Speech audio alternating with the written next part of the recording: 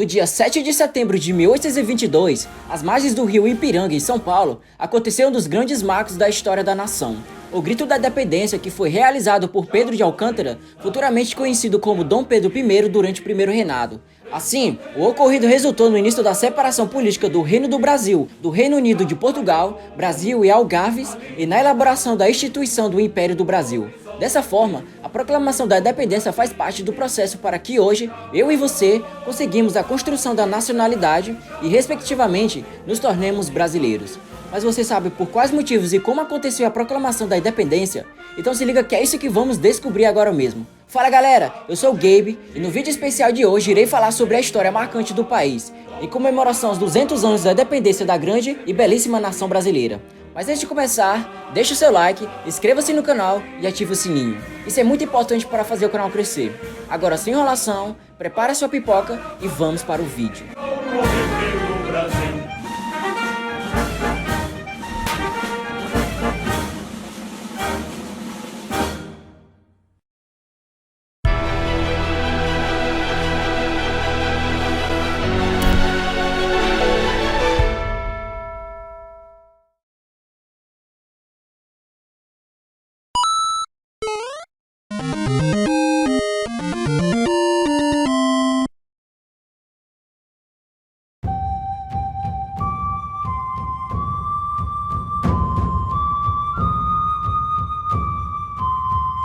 O período antes da independência do Brasil, na história da nação, era conhecido como Brasil colonial, que compreende o período de 1530 a 1822. Resumidamente, este período começou quando o governo português enviou ao Brasil a primeira expedição colonizadora chefiada por Martim Afonso de Souza. Em 1532, ele fundou o primeiro núcleo de povoamento na América Portuguesa, a vila de São Vicente, no litoral do atual estado de São Paulo. Logo após a chegada dos portugueses ao novo território, a primeira atividade econômica girava em torno da exploração do pau-brasil, existente em grande quantidade na costa brasileira, principalmente no nordeste do país. A exploração do pau-brasil foi meramente extrativista e não deu origem a uma ocupação efetiva. Para colonizar o Brasil e garantir a posse de terra, em 1534, a coroa dividiu o território em 15 capitanias hereditárias. Essas capitanias eram imensos lotes de terra que se estendiam do litoral até o limite estabelecido pelo Tratado de Tordesilhas. Esses lotes foram doados a capitães, pertencentes à pequena nobreza lusitana, que, por sua conta, promoviam a defesa local e a colonização. Fundamentalmente, três grandes grupos étnicos, o indígena, o negro africano e o branco europeu, principalmente o português, entraram na formação da sociedade colonial brasileira. Os portugueses que vieram para o Brasil pertenciam às várias classes sociais em Portugal. A maioria era formada por pequenos elementos da nobreza e do povo. Também é preciso ter em conta que as tribos indígenas tinham línguas e culturas distintas. Algumas eram inimigas entre si, e isto era usado pelos europeus quando desejavam guerrear contra os portugueses. Da mesma forma, os negros trazidos como escravos da África possuíam crenças, idiomas e valores distintos, e não constituíam um povo homogêneo. No entanto, tudo isso foi sendo absorvido pelos portugueses e indígenas. As finanças da coroa portuguesa estavam extremamente comprometidas pelos custos de administração colonial de seu imenso território. Nesse contexto, em meados do século XVIII, as bandeiras começaram a achar ouro em quantidade significativa no interior da colônia, especificamente nas regiões de Minas Gerais, Goiás e Mato Grosso. Mais uma vez, os escravos africanos foram fundamentais nesse processo, até mesmo porque dominavam técnicas superiores ao dos portugueses na extração do ouro. A sociedade colonial constituiu-se, basicamente, de uma elite vinda de Portugal, que acumulavam riquezas, de escravos, que consistiam na força de trabalho principal do período colonial, e de indígenas, que, apesar de todas as resistências contra os portugueses, tiveram nações inteiras dizimadas, territórios tomados quando não eram escravizados. Havia também os representantes da administração colonial, os representantes da Igreja Católica e, no decorrer do tempo, começou a surgir a figura dos brasileiros, ou seja, pessoas nascidas no território colonial. Durante esse período, uma série de interesses divergentes deu origem a diversas revoltas, como a Guerra dos Mascates, a Conjuração Mineira, a Conjuração Baiana e entre outros. Apesar da letargia em que essas transformações ocorreram, suas consequências foram cruciais para o fim do seu ciclo. Após Napoleão ameaçar de invadir Portugal e, consequentemente, ocorrer a transferência da corte portuguesa para o Brasil, uma série de interesses locais, somada às transformações de ordem econômica, social e cultural que estavam em processo, entre outros fatores, acabou promovendo o fim do período colonial.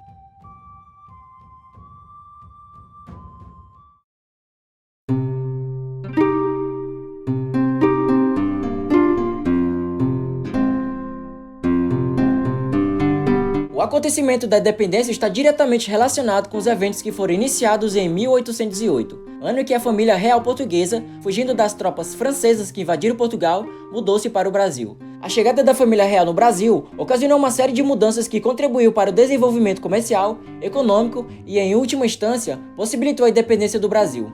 Além disso, o Brasil experimentou, em seus centros, um grande desenvolvimento resultado de uma série de medidas implementadas por Dom João VI, rei de Portugal. Instalado no Rio de Janeiro, o rei português autorizou a abertura dos portos brasileiros às nações amigas, permitiu o comércio entre brasileiros e ingleses com medida de destaque no âmbito econômico. Essa e outras medidas que foram tomadas pelo rei português demonstravam uma clara intenção de modernizar o país como parte de uma proposta que fizesse o Brasil deixar de ser apenas uma colônia portuguesa, tornando-se de fato parte integrante do Reino de Portugal. Isso foi confirmado quando, em 16 de dezembro de 1815, Dom João VI decretou a elevação do Brasil para parte do Reino Unido. Isso, na prática, significou que o Brasil deixava de ser uma colônia e transformava-se em uma parte integrante do Reino Português, que agora passava a ser chamado de Reino Unido de Portugal, Brasil e Algarves. Essa medida era importante para o Brasil e, de acordo com alguns historiadores, a medida que tinha como objetivo principal evitar que o Brasil seguisse pelo caminho da fragmentação revolucionária, como havia acontecido na relação entre Estados Unidos e Inglaterra. A presença da família real no Brasil havia proporcionado grandes avanços, mas, ainda assim, demonstrações de insatisfação aconteceram por meio da Revolução Pernambucana, de 1817. A mudança da família real para o Brasil havia resultado em grande aumento de impostos e interferido diretamente na administração da capitania. A Revolução Pernambucana foi reprimida violentamente. 3 anos depois dessa repressão, o rei teve que lidar com as insatisfações em Portugal que se manifestaram em Revolução Liberal do Porto de 1820. Esse foi o ponto de partida do processo de independência do Brasil. A Revolução Liberal do Porto eclodiu em 1820 e foi organizada pela burguesia portuguesa inspirada em seus ideais liberais. Um dos grandes objetivos dos portugueses era o retorno do rei para Portugal. Na visão da burguesia portuguesa, Portugal deveria ser a sede do Império Português. Outra reivindicação importante dos portugueses foi a exigência de restabelecimento do monopólio comercial sobre o Brasil, uma vez que demonstrava a intenção dos portugueses em permanecer com os laços coloniais em relação ao Brasil. Pressionado pelos acontecimentos em seu país, resolveu retornar para Portugal em 26 de abril de 1821. Nessa viagem, cerca de 4.000 pessoas retornaram para Portugal. O rei português, além disso, levou para Portugal uma grande quantidade de ouro e diamantes que estavam nos cofres do Banco do Brasil. Com o retorno de Dom João VI, Pedro de Alcântara tornou-se regente do Brasil.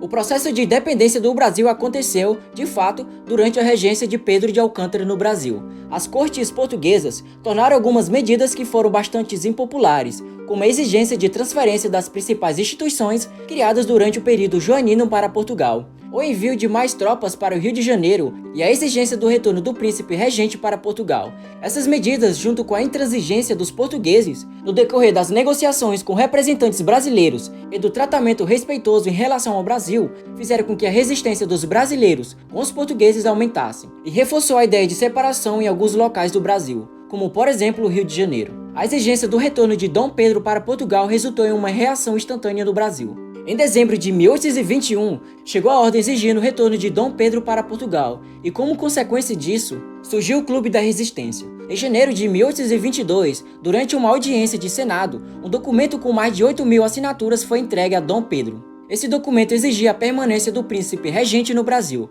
Supostamente motivado por isso, Dom Pedro disse as palavras que entraram para a história do país: "Como é para o bem de todos e felicidade geral da nação, estou pronto. Diga ao povo que fico." Os historiadores não sabem ao certo se essas palavras foram mesmo ditas por Dom Pedro. De toda forma, esse acontecimento marcou o dia do fico. A sucessão dos acontecimentos nos meses seguintes foram responsáveis por iniciar no Brasil a ruptura com Portugal, uma vez que, como mencionado, isso não era certo em janeiro de 1822. O rompimento ficou cada vez mais evidente com algumas medidas aprovadas no Brasil. Em maio de 1822, foi Decreto Cumpra-se, medida que determinava que as leis e as ordens decretas em Portugal só teriam validade no Brasil com o aval do príncipe regente. No mês seguinte, em junho, foi determinada a convocação de eleição para a formação de uma Assembleia Constituinte no Brasil. Essas medidas reforçaram a progressiva separação do Brasil e Portugal, uma vez que as ordens de Portugal já não teriam validade aqui, conforme determinava o Cúmplice. Esboçava-se a elaboração de uma nova constituição para o país, com a convocação de uma constituinte. A relação das cortes portuguesas com as autoridades brasileiras permaneceu irreconciliável e prejudicial aos interesses dos brasileiros. Em 28 de agosto de 1822, ordens de Lisboa chegaram ao Brasil com a mensagem que o retorno de Dom Pedro para Portugal deveria ser imediato. A ordem lida pela sua esposa, Maria Leopoldina, convenceu da necessidade do rompimento com Portugal e, em 2 de setembro, organizou uma sessão extraordinária, assinou uma declaração de independência e a enviou para Dom Pedro, que estava em viagem a São Paulo. O mensageiro, chamado Paulo Bregaro, alcançou a comitiva de Dom Pedro, na altura de São Paulo, quando estavam próximos ao Ipiranga. Na ocasião, Dom Pedro I estava sofrendo de problemas intestinais, que historicamente falando ainda não se sabe sua origem específica. O príncipe regente leu todas as notícias e ratificou a ordem de independência com um grito às margens do rio Ipiranga, conforme registrado na história oficial. Atualmente, os historiadores não têm evidência que comprove o grito do Ipiranga.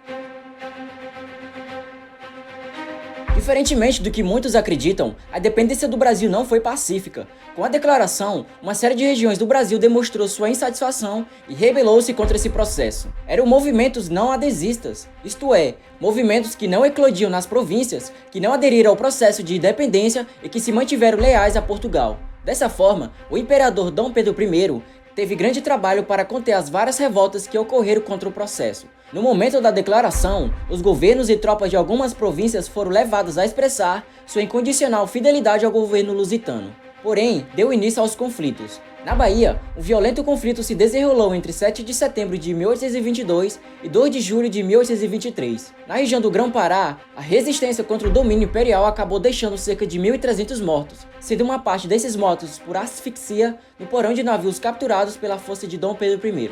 A vitória do governo brasileiro na Bahia foi de importância fundamental para que outros levantes de menor proporção também fossem sufocados. Nas províncias do Maranhão, Piauí, Alagoas, Sergipe e Ceará, aconteceram outras tentativas de resistências que não conseguiram de fato ameaçar a ordem instituída. Além disso, os moradores da Cisplatina, atual Uruguai, também viram na transição uma oportunidade de se livrar do jugo brasileiro. Para obter tantas vitórias militares em território nacional, Dom Pedro I não tinha condições de organizar um exército que pudesse cumprir todos esses expedientes. Não por acaso, nosso primeiro imperador recorreu ao auxílio financeiro da Inglaterra e contratou os serviços mercenários ingleses que tiveram grande importância nesses conflitos. Ao analisar a importância desse evento, podemos notar que a possibilidade de formar uma nação autônoma não foi positivamente respondida em todo o território nacional. A participação britânica apontou mais um episódio que a Inglaterra buscava garantir seus interesses econômicos no território brasileiro. Ao fim do conflito, Dom Pedro I contraiu uma enorme dívida, que, mais uma vez, consolidava a relação de dependência econômica do Brasil com a Inglaterra.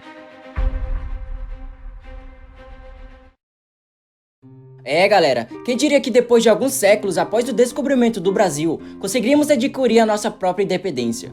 E hoje, após 200 anos desse marco importante, conseguimos a construção da nacionalidade brasileira. Mesmo atualmente o Brasil tendo vários problemas, eu amo muito essa nação. Mas e você? Tem orgulho de fazer parte desse povo? Deixe nos comentários. Mas por enquanto, vamos ficar por aqui. Então é isso. Fiquem bem, meus amigos.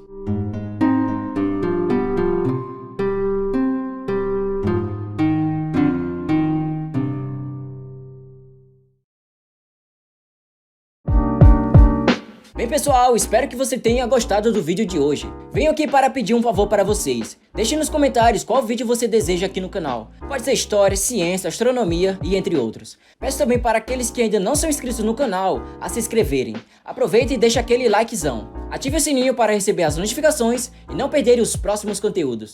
Aqui na tela vai aparecer outros vídeos para vocês assistirem. Então eu desafio você a maratonar os vídeos do canal. E claro, não se esqueça, apenas busque conhecimento. Fui isso!